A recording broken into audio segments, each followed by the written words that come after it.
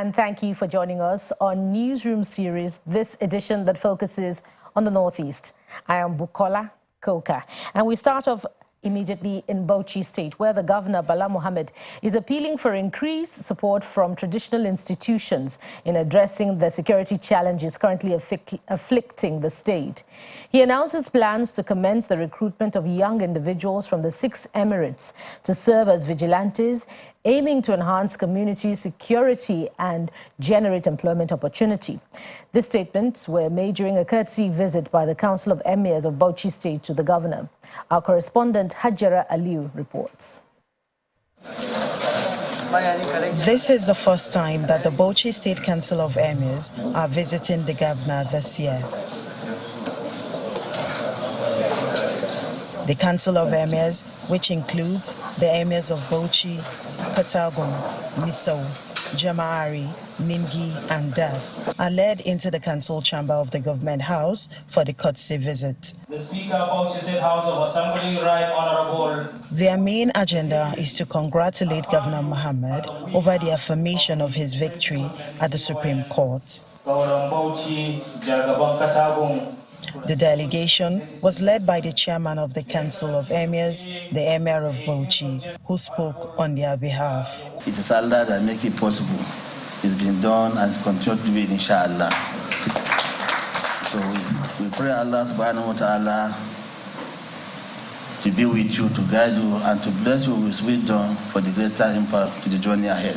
Responding, Governor Mohammed expresses his commitment to upholding the significance of the traditional institution and reiterated his mission to pursue a greater Bauchi. Our position is that Bauchi is greater than everyone, including us. And we assure you we will try to make Bauchi and all these institutions better than where we found it. We don't have so much resources, but we used it very wisely. Our procurement is okay, and I'm happy with what is going on in Bauchi State. And you have told me privately and openly that you are happy too. And that is my takeaway. I will make sure I don't disappoint you. He also addressed the issue of insecurity in the state and outlines the plan he is implementing to tackle these threats, while requesting further support from the Council of Emirs. Security is a major concern that we have, and you have been playing your role very well in terms of community relations. And we are going to establish the Vigilante and Youth Empowerment Program, where we are going to recruit from all the emirates to make sure our districts, our villages are secure, our farms are secure, our schools are more secure than before. The government recognizes the importance of traditional institutions in effectively addressing security challenges within communities. As part of its approach, the government is actively involving the communities in resolving security challenges alongside the conventional security agencies. This strategy appears to be proven successful in some troubled communities in Bauchi State. Hajara Aliu, Channels Television News. The Adamawa state government, in collaboration with the German government and Oxfam, has organized a 4-day consultative and capacity building program for directors, secretaries and local government officials in communities affected by insurgency in the state. The program is aimed at improving cohesion through community development in areas devastated by activities of Boko Haram and other conflicts in the northern part of Adamawa. Michika local government of Adamawa State is one of the 7 local government areas affected by the Boko Haram insurgency some years ago.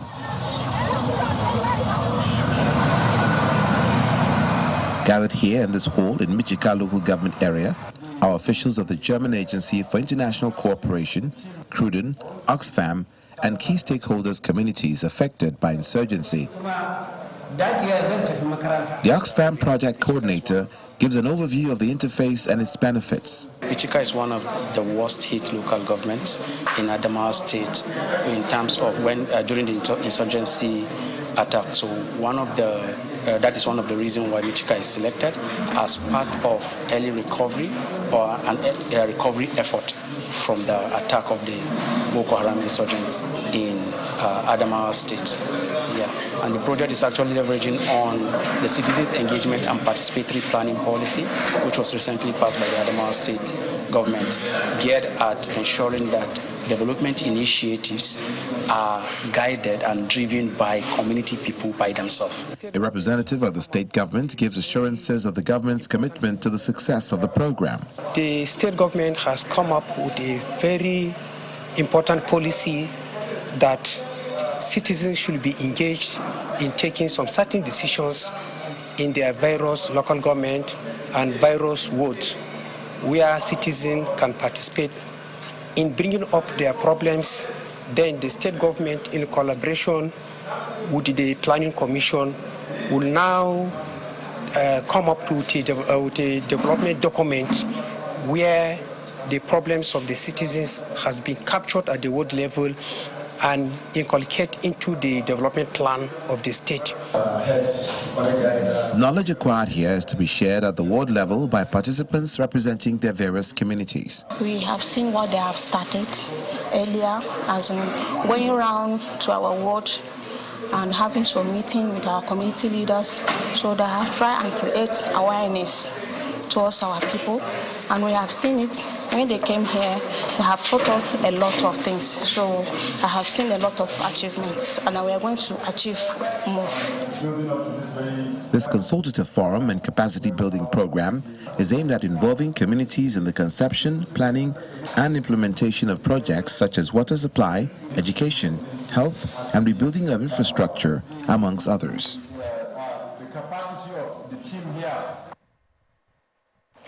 Governor Umar Fintiri of Adamawa State has called on religious leaders across the country to work towards peaceful coexistence in their country through their religious teachings. The governor was speaking at the graduation ceremony of over 200 students of a Quranic school in Mayo Belwa local government area. According to Governor Fintiri, such foundational teachings are required in achieving religious tolerance and trust among the people, which is a key ingredient for economic development of any society. The State Commissioner for Environment represented the governor at the event. Some widows of soldiers who died while serving at the Northeast Joint Task Force Operation Hiding Kai have received empowerment packages from Hadiza Maman Vatsa Foundation. The widows received items like grinding machine, hair dryers, as well as sewing machines to support their livelihood after the demise of their breadwinners. Wounded soldiers from the theater also received wheelchairs, crutches and cash to assist in their recuperation from injuries sustained during the counterinsurgency operations in the Northeast. As part of paying tribute to the efforts of the nation's armed forces, a foundation sponsored by the daughter of a former minister of the Federal Capital Territory, late Maman Vatsa, is reaching out to relatives of soldiers who lost their lives during the fight against insurgency in Nigeria's northeast. 60 widows of the fallen heroes gather at the Maimalari Cantonment, Maiduguri, the Borno state capital, to receive the empowerment items. It is my joy to empower the less privileged. That is what I call for. And I believe government cannot do it alone. That is why I'm going around for 36 states. I know my MD has not explained all, so that I can start from another angle. I'm going around for 36 states to empower both paramilitary and military. Ambassador Aja Mambasa has decided to key into that event to do some empowerment program for the widows of our fallen heroes. I think there is nothing more noble than that, and I want you to join me to give her a round of applause for this. Items presented include sewing machines, grinding machines, vulcanizing machines, and hair dryers. The foundation aims to make positive impact in the lives of families of the Nigerian Armed Forces and paramilitary in recognition of their sacrifice to the protection of the nation's territorial integrity. We have chosen this Armed Forces Remembrance Day to come and show solidarity with the Nigerian military, because, like she rightly pointed out, government alone cannot do it. It is high time Nigerians, especially the well-to-do in the society, rally round and also key into this type of gesture that Hajiya Hadiza is doing through her foundation. So that is just the clarion call for all of us. And because these are officers who have, in the line of duty, paid the supreme sacrifice to safeguard the territorial integrity of this nation. The gesture is also extended to wounded soldiers who are receiving treatment at the 7th Division Medical Services and Hospital in Maiduguri. They received items such as wheelchairs and crutches.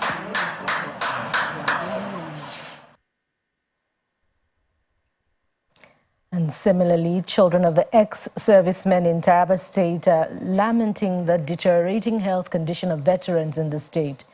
The children, under the auspices of the Ex-Army Pikin Association, want the welfare of their parents and families to be made a priority to avoid regret after years of service to the nation. Vice Chairman of the association, Mr. Nelson Baker, made this disclosure during a medical outreach for some of the veterans in Jalingo, the Taraba State capital.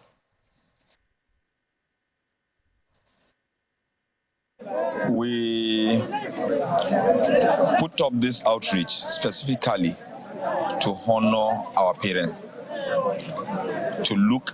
We first looked at the plight of our parents, retired ones, and felt compassionate as an association for us to put up an outreach, a medical outreach that could assist. What we've been able to do at the moment is just to see, as individuals, donate and see how we can put up an outreach that can be able to just put a little smile on the faces of these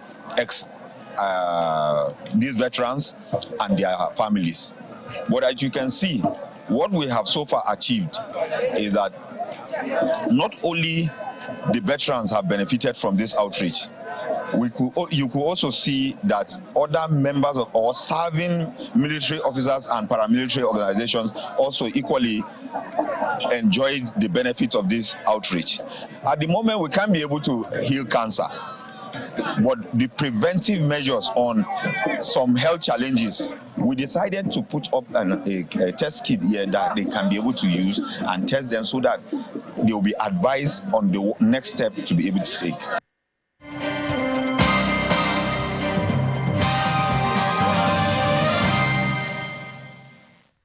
Welcome back. The European Union says it is set to exit Taraba State with its Food Security and Resilience Program. This comes after the expiration of the 5-year partnership between the Taraba government and the European Union and after empowering over 40,000 vulnerable residents of the state.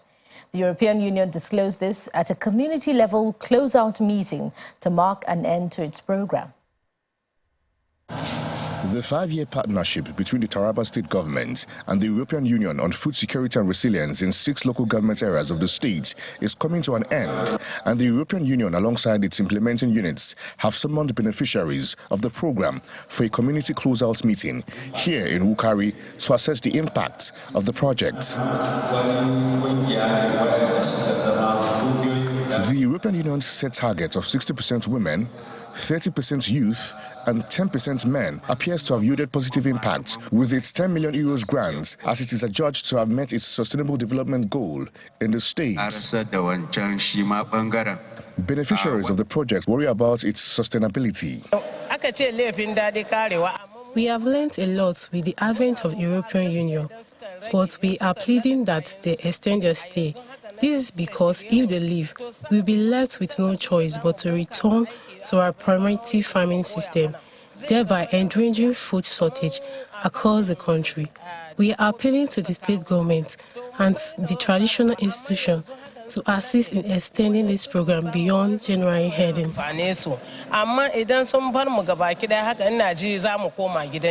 European Union Program Manager in the state disclosed that through their sustainability plan, the state government is expected to continue engaging the farmers even when they exit. Because of what they have benefited and the way their livelihoods has improved, we are confident that even if not 100%, but the vast majority of them will continue.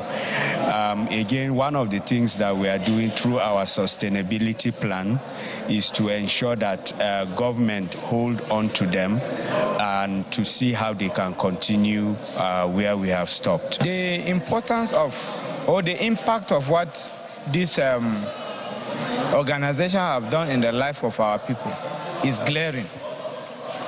We have seen the importance, and by now we have taken a measure. That is why we have met with the chairman of the local government. We have stressed the importance of this impact in the life of our people. The beneficiaries are hoping that the state government can sustain the project, which is believed to be key to the growth of the state's revenue generation. Governor May Malabuni of Yobe State has offered 92 million naira scholarship to 221 law graduates from the state to enable them attend the 2023-2024 academic session of the Nigerian Law School. Presenting the checks to the students at the Government House in Damaturu, the governor gave the assurance of his administration to enhance investment in education in the state. These 221 law graduates from Yobe State are the reason for this gathering, which has in attendance Governor May Malabuni, Mr. Idi Bade Gubana, and other top government officials. The Yobe State government is offering them scholarships for the 2023-24 academic session of the Nigerian Law School. For the 221 beneficiaries before you today, Your Excellency, the will and commitment to award this grant is both timely and profound. It is also exceptional in the region. Hence, their joy and our pride. The governor makes a symbolic presentation of the checks to the graduates and pledges to continue investing in education in the states. I wish to reassure you that this administration will continue to be consistent in awarding scholarships to qualified Yobe indigents in tertiary institutions, both at home and in foreign institutions across the world. This is the fourth year since the administration started this initiative, which is part of the government's efforts to ensure comprehensive and holistic approach to the development of education as a driver of human capital development in the states. The government hopes to do more. Your Excellency, what gladens me most, if all of you can have a look at the program of events booklet. If you do the quick arithmetic, over 50% of these 221 law graduates are from Yobe State University, Your Excellency. Securing a scholarship, especially at the critical time of this economic challenge, is a very wonderful and profound privilege. And I hope our young lawyers will use this opportunity to its latest. Stream 1 of the year 2023 academic session of the Nigerian Law School, numbering 195 graduates, received 376,000 naira each, while Stream 2 of the 2024 academic session, numbering 96 graduates, received 475,000 naira each. And staying in Yobe State, where more beneficiaries have been enrolled into the state formal and informal contributory healthcare management scheme in the last 4 years. The executive secretary of the agency, Dr. Babagana Tijani, told Channels Television in Damaturu that 191,000 civil servants have so far been enrolled into its formal program. Tijani further explained the other 100,000 have also been registered under the informal program, which consists of the equity and vulnerable programs. Governor Mai Mala Buni had in the last 4.5 years succeeded in renovating and constructing 140 primary healthcare centres out of the 178 facilities he promised when he assumed office in 2019. The government also succeeded in establishing 4 new healthcare agencies, including the Contributory Healthcare Management Agency, where individuals are enrolled to access quality healthcare services at affordable rates. 4 years down the road, over 300,000 beneficiaries have been enrolled into its formal and informal sector of the scheme. We have almost 6 programs presently running under the scheme. We have the formal sector program, of which October enrolled over 191,000 beneficiaries into the scheme.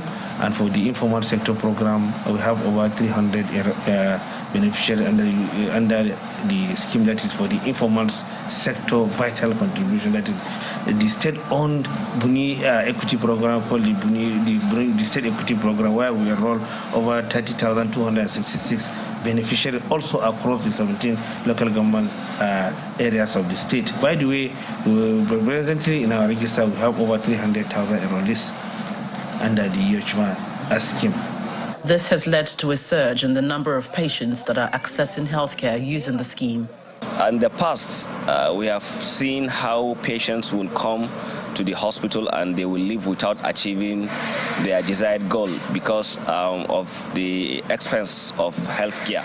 But with the advent of this insurance program, a lot of people have been covered and they can access healthcare. And mind you, almost all, 99.9% of the services we provide in the hospital is being covered by this program. With this Yoshima, honestly, it has been assisting in a very good way. I think you need to ask one of the patients to tell you this, because they will come, they will take free drugs, free everything pertaining to their health. Everything here is free. This scheme has assisted us seriously, especially the civil servants. For medication of 5,000 naira, only 500 naira will be charged. I, my wife, and our 3 children are benefiting from this scheme.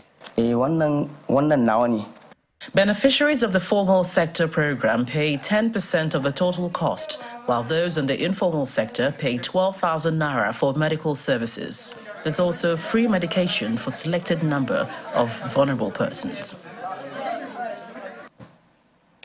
Gombe is expanding response and access to healthcare at the grassroots with the launch of call and contact centers of the Gombe State Contributory Healthcare Management Agency, Go Health, throughout the state. Commissioning a state-of-the-art Go Health Call and Contact Center in Yamaltu, Deba local government area, the state's Deputy Governor, Dr. Manasseh Jato, calls the development an important leap by the Inuwa Yahaya-led government at delivering universal health coverage in Gombe State. Stakeholders in the health sector converged on the venue with smiles painted on the faces of residents of Deba, the benefiting community.